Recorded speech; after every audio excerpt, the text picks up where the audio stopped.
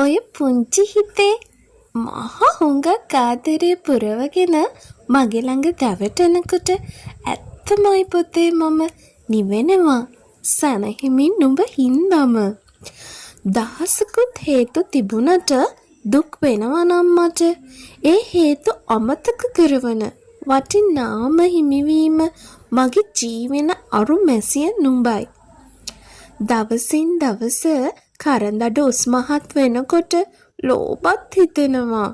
අනේ ආසයි පුතේ ඔය හුරතලය තව විඳින්න.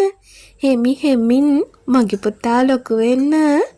ඉතින් මගේ රත්තරන් පුතේ අම්මගේ එකම පැතුම නුඹට සතුටුම ජීවිතයක් ලැබෙන්න.